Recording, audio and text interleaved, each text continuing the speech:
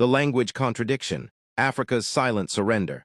With over 2,000 indigenous languages flourishing across Africa, it defies logic and dignity that not one holds status as a national official language. This isn't just oversight. It's active cultural surrender or institutionalized self-erasure. The global mirror reveals our conflict. Japan's laws drafted in Japanese. India's Supreme Court rulings in Hindi. Iceland preserves Icelandic despite 385,000 speakers. Korea's tech revolution rooted in Hangul. Germany's laws are German first. Israel revived Hebrew from near extinction. Norway's parliament debates in Norsk. China's tech boom is Mandarin-coded. Yet Africa, rich in linguistic diversity, elevates colonial tongues, English, French, and Portuguese above its own. The message, your mother's wisdom is unfit for governance. This isn't shame, it's self-sabotage. When we outsource our legal systems to foreign syntax, education to imported vocabularies, innovation to non-native frameworks, the real tragedy isn't that European colonized Africa, but that Africans still think like colonial subjects 60 years later. Until we decolonize our minds, we're just independent slaves. The ultimate irony of African inferiority. The greatest intellectual tragedy in human history is this.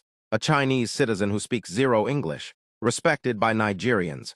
A Spanish national who knows no English, admired by Nigerians. A Russian, French, or Israeli who doesn't speak English, respected by Africans. But when a Yoruba trader, Igbo artisan, Hausa farmer, Nupe elder, Orobo student, or Idoma security speaks only their mother tongue in their homeland, Nigeria, they are branded illiterate, village fool, uneducated nuisance, uncivilized, and backward. Nigerian example of self-denial. Our universities teach European culture, tradition, or history as world history, while erasing African thought. Our universities teach Shakespeare as world literature, but Professor Soyinka as African studies. Our hospitals prioritize imported medicine over local research. Doctors fly to learn procedures Nigerian professors pioneered. Meanwhile, India trains its medics at home and dominates international healthcare. We call French architecture prestigious, while auctioning Benin artifacts as antiques.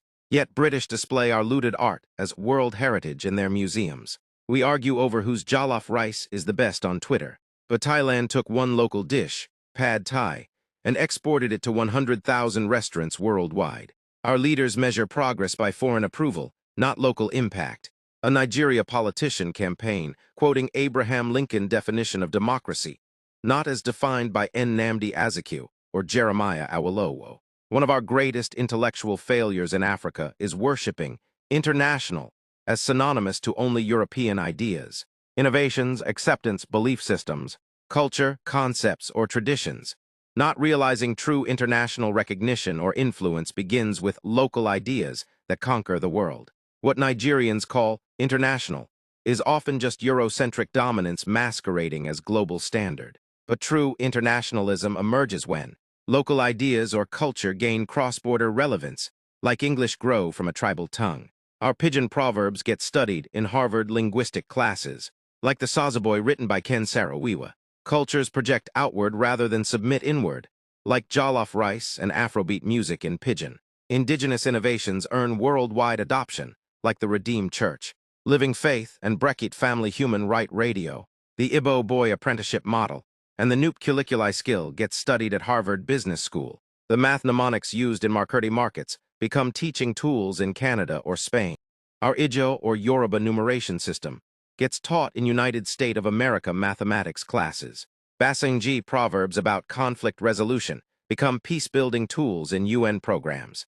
This is not about foreign approval. It's about the world recognizing what our villages already knew. At its core, every global standard was once somebody's local secret. The term international simply describes a local wisdom, innovation, or product that has transcended its birthplace to achieve global relevance or respect. It represents homegrown concepts that have earned worldwide validation through their universal appeal or effectiveness. The day a child in Ilori, Ife, and Ekiti sees Yoruba idioms in Oxford textbooks is the day we'll understand what international really means. We have been brainwashed to believe international means a British accent is superior to pidgin, Ibira, Egan, Hausa, or Tiv eloquence. A Paris Fashion Week invite is superior to Sokoto's leather craftsmanship. A Harvard certificate is superior to Obafemi Awolowo University. OAU certificate. European Football League is superior to African Football League. Foreign rice is superior to local rice. Yet Japan didn't beg the West to make sushi global or international. They owned their excellence until the world came begging. Debunking the impossible myth. Whenever Nigerians claim adopting a unified language is impossible due to 520 languages, I counter. The northern part of Nigeria already proved it works. About 280 ethnic groups, Nupe, Fulani, Igala, Idoma, Jibaji, Kanyuri, Gwendara, etc., use Hausa as their lingua franca without abandoning their mother tongues. Proof, if the North can elevate or prioritize Hausa without chaos, why can't Nigeria adopt Pidgin, already our de facto national language, or any other indigenous language, as co-official with English? Pidgin, underdeveloped as we call it, already unites more Nigerians across regions than sophisticated English ever could. E.g., the Afrobeat music industry, the Nigeria comedy world, and even radio stations like Brekit Family, the Human Right Radio, owns her largest family network to Pidgin language. Educational revolution through mother tongue.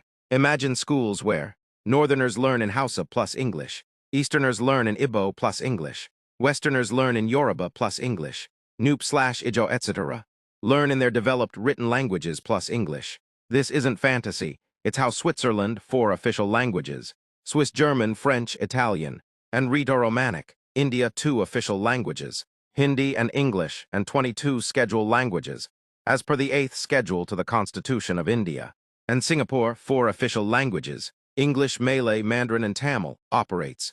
The transformative potential, if implemented, results. Faster literacy.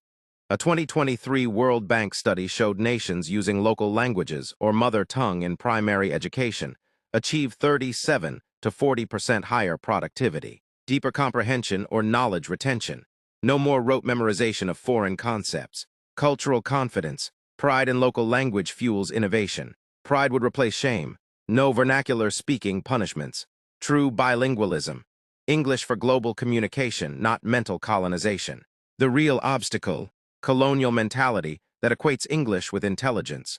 Lazy governance unwilling to standardize indigenous scripts.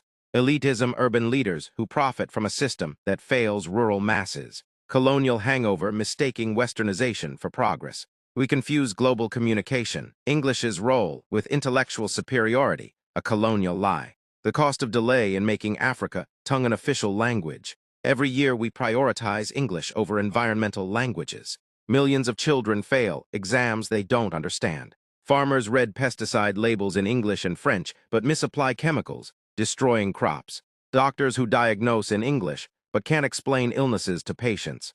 Democratic exclusion when laws, policies, and civic education exist only in colonial languages. We silence 80% of populations who think and live in Swahili, Igala, Idoma, Hausa, Igbo, Kanyuri, Jibaji, etc. National unity weakens as ethnic distrust grows. 60% dropout rates in rural schools where English-French dominate because children learn best in mother tongue. Generations taught in foreign tongues decode concepts instead of mastering them. Local innovations die untranslated in master's and PhD projects. 3 African languages go into extinct every month.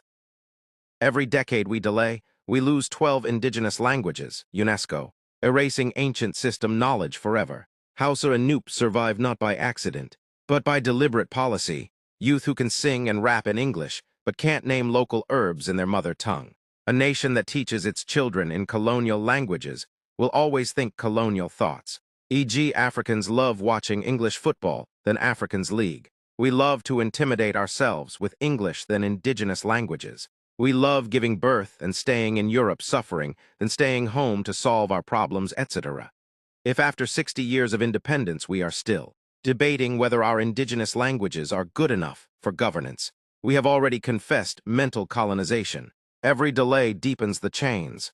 Until we decolonize our classrooms, we'll keep producing graduates who can analyze Shakespeare but can't solve local problems. Nigeria may not develop until we think in the language we live in. The hypocrisy we ignored. Afrobeats was too ethnic, called garage music with pidgin language, until it topped Billboard charts. Now Grammys fight to categorize it, and even Wembley Stadium filled. Jollof rice was just African food, until the world started fighting over which version is the best. Nollywood was once dismissed as local drama, until it became the world's second largest film industry. Dangote Cement, once seen as just a Nigerian company, now Africa's largest industrial conglomerate. The cost of this mentality: cultural inferiority. A Niger state school punishes students for speaking Hausa or Nupe, but rewards English or French fluency. Schools in Jiboloko, Bassa local government area punishes students for speaking vernacular while rewarding English proficiency, etc. Lost opportunities. Dr. Philip Imigwali's internet innovations power Silicon Valley, yet few Nigerians know his name. Economic betrayal. We import Spanish tomatoes while Kano's irrigation systems collapse. The path to reclamation. Redefine international. If India's Ayurveda and China's Huawei can go international or global, so can Nigerian Pidgin, a linguistic asset, not broken English. Konga's e-commerce models, not just copying Amazon. In Nassen's vehicles, not just importing Toyotas or Hondas. Recognize that international begins at home. China didn't ask permission to make TikTok global or international. Stop begging for visas to global tables. Build our tables to invite the world. Make Nigeria liquefied natural gas, NLNG. Not Shell the benchmark for African energy. Elevate one indigenous language per nation to co-official status, as Rwanda did with Kinyarwanda, India with Hindi. Fund AI translation tools for Pidgin, Igbo, Yoruba, and Nupe to become global languages. Final thought: a continent that trades its tongue for borrowed words trades its future. Our languages aren't relics. They're the operating systems for African genius. Until we speak to our children in the language our ancestors dreamt in, conceived us in, respect our languages as much as we do for foreign ones. Measure intelligence by ideas, not accent, and stop conflating colonialism with civilization. Africa remains a guest at its own feast. Africa's renaissance begins when a child in Lagos can become a scientist in Pidgin, Yoruba, Nupe, Basenji, or Igbo, and be celebrated for it. The first world countries didn't rise by abandoning its soul. Neither will we. Nations rise on their terms. China's tech boom is Mandarin-coded. Africa's development remains a translated script. The world bows to culture that boldly assert their values. Nigeria tradition or culture won't be international until we stop waiting for Europe to anoint our excellence and start exporting it on our own terms.